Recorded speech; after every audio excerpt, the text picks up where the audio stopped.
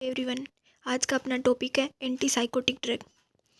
चलो देखते हैं। Anti psychotic drugs also known as neuroleptic are used to manage साइकोसिस primarily in schizophrenia and bipolar disorder to reduce hallucination, delusion and agitation।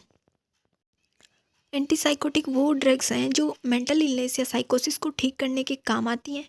जब brain में dopamine नाम का chemical बढ़ जाता है तो ये दवाइयाँ उसे बैलेंस करती हैं। क्लासिफिकेशन देखते हैं इसका। इसमें क्लासिफिकेशन को दो हिस्सों में समझते हैं, एक टिपिकल है, एक एटिपिकल है। टिपिकल में क्या होता है? टिपिकल होते हैं ये ओल्ड जनरेशन की ड्रग हैं और एटिपिकल होती हैं ये न्यू जनरेशन की ड्रग हैं। ये फर्स्ट जनरेशन है और ये सेकंड जनरेशन। यहाँ पे ये स्ट्रॉन्ग D2 रिसेप्टर ब्लॉक करती हैं। इसमें एग्जांपल है haloperidol, thioridazine, fluphenazine and chlorpromazine. Typical only positive symptom पर काम करती हैं, पॉजिटिव जैसे हेलुसिनेशन, डिल्यूजन। ये एटिपिकल एंटीसाइकोटिक ये होती हैं, ये ब्लॉक करती हैं dopamine and serotonin receptor. Example है risperidone, olanzapine, quetiapine and clozapine. Atypical new drug हैं जो पॉजिटिव एंड नेगेटिव दोनों सिम्टम पर काम करती हैं, दोनों सिम्टम को ठीक करती हैं और इनके साइड इफ़ेक्ट भी ज़्यादा होते हैं। इनके साइड इफ़ेक्ट की बात करते हैं। एक्स्ट्रा पिरामिडल सिम्टम्स जिन्हें EPS बोलते हैं। Acute dystonia, severe muscles spasm of the tongue, face, neck और बैक। अक्यूट डिस्टोनिया नाम से स्पष्ट, अक्यूट यानी अचानक होने वाला। यह अचानक होने वाला मसल्स कॉन्ट्रैक्शन है। यह अक्सर ट्रीटमेंट के शुरुआती कुछ दिनों या घंटों में होता है। इसमें पेशेंट की गर्दन, आंखें, जीभ मसल्स अचानक अकड़ जाती हैं, जैसे टोर्टिकोलिस, ओक्यूलोगायरिस क्राइसिस। इसमें क्या होता है? टोर्टिकोलिस यानी गर्दन एक तरफ मुड़ जाती है और ओक्यूलोगायरिक क्राइसिस में क्या होता है? पेशेंट की आंखें अचानक ऊपर की तरफ चढ़ जाना और वहीं फिक्स हो जाना, फिर जीभ बाहर निकालना, बिना मर्जी के टंग उसकी बार बार बाहर निकालता रहता है। ये इसमें होता है एक्यूट डिस्टोनिया में। गर्दन एक तरफ जाएगी, आंखें ऊपर चढ़ जाएंगी और जीभ बार बार बाहर निकालेगा। ये क्या होता है? एक्यूट डिस्टोनिया में। अकीथेसिया की बात करें, subjective feeling of inner restlessness and inability to sit still. इसमें क्या होता है? रेस्टलेसनेस यानी बेचैनी होती है उसको। ये EPS का सबसे कॉमन सिम्टम है। इसमें पेशेंट को अंदर से बुरी तरह से बेचैनी महसूस होती है। इसमें क्या होता है? वो पेशेंट एक जगह पर बैठ नहीं पाता है। इमेजिन करिए एक पेशेंट वार्ड में लगातार इधर उधर चल रहा है। अगर आप उसे बैठने को कहेंगे ना तो वो अपने पैर थटपटाता रहेगा या बार बार अपनी पोजीशन बदलता रहेगा। उसको ऐसे लगेगा जैसे इंजन चल रहा हो। पेशेंट को ऐसे लगता है जैसे उसकी बॉडी में इंजन चल रहा है ना। और अब अगला है सूडो पार्किंसोनिज्म।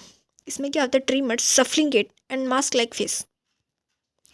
सूडो पार्किंसंस, इसमें क्या होता है? शरीर में अकड़न होगी, काम में slow, shuffling gait and mask like pill rolling tremor. जैसे पार्किंसंस डिजीज़ में होते हैं ना, वैसे इसमें होते हैं सूडो पार्किंसंस, सभी इसको बोलते हैं। जैसे वो झुक के चलेगा और धीरे धीरे स्लो मोशन में काम करेगा और मास्क लाइक फेस उसका हो जाएगा। अगला है tardive dyskinesia, involuntary movement of the tongues, lips and face, late onset होता है। लंबे टाइम तक एंटीसाइकोटिक ड्रग लेने की वजह से होता है। इसमें क्या होता है? चेहरे और मुंह के इनवॉलंटरी मूवमेंट होते रहते हैं जो उसके कंट्रोल में नहीं होते हैं पेशेंट के। पेशेंट बार बार अपने होठों को चपचपाएगा जैसे लिप स्मैकिंग, एंड जीभ बाहर निकालेगा या ऐसे लगता है जैसे कुछ चबा रहा हो लेकिन एक्चुअल में उसके मुँह में कुछ होता ही नहीं है। ये सब टार्डिव डिस्काइनेसिया में होता है। मैनेजमेंट कैसे करते हैं इसका?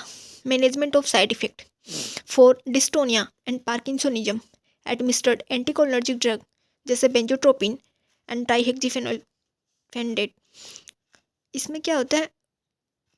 डिस्टोनिया और पार्किंसोनिज्म के अंदर उसको एंटीकोलिनर्जिक ड्रग देते हैं। अकास्थीसिया, इसमें एडमिनिस्टर्ड बीटा ब्लॉकर जैसे प्रोपेनोल देंगे। एंड टार्डिव डिस्काइनेसिया होता है तो उसको वाल्बेंजिन ड्रग देंगे। अर्ली आइडेंटिफिकेशन इज़ की टू प्रिवेंट परमानेंट डैमेज। मतलब पहले ही इन सिम्टम को देख लेंगे तो अपन इसको और डैमेज होने से, परमानेंट डैमेज होने से बचा सकते हैं।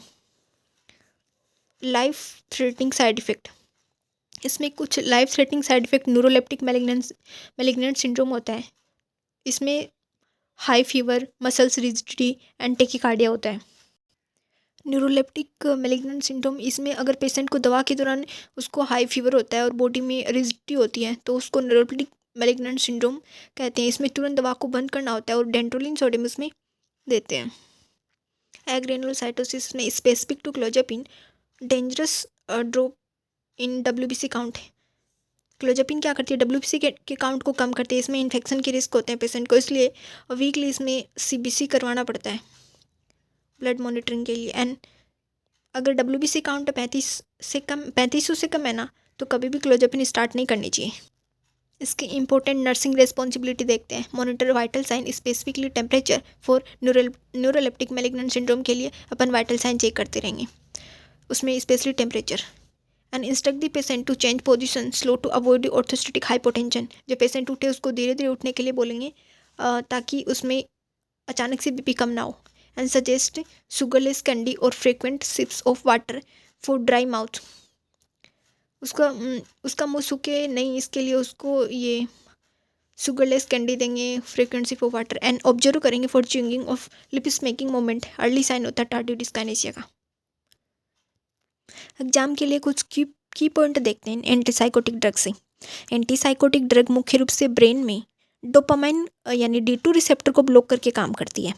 इसमें पॉजिटिव और नेगेटिव सिम्टम आते हैं, इन पे काम करती है। अनटाइपिकल ड्रग जैसे हेलोप्रिडोल ओनली पॉजिटिव सिम्टम जैसे हेलुसिनेशन एंड डिल्यूजन पर काम करती है। एटिपिकल ड्रग जैसे रिस्पेरडोन पॉजिटिव एंड नेगेटिव जैसे एपैथी विड्रोवल दोनों पर काम करती है। And the gold standard drug clozapine सबसे असरदार है, लेकिन इसकी सबसे डेंजर साइड इफेक्ट ग्रेनुलोसाइटोसिस होता है, यानी ये WBC काउंट को कम करती है। इसके लिए रेगुलर ब्लड टेस्ट यानी CBC करवाना होता है। EPS यानी एक्स्ट्रा पिरामिडल सिंड्रोम मैनेजमेंट के लिए अक्यूट डिस्टोसिया पार्किंसोनिज्म, इसके लिए बेंजोट्रोपिन या ट्राईहेक्साफेनडेल दी जाती है।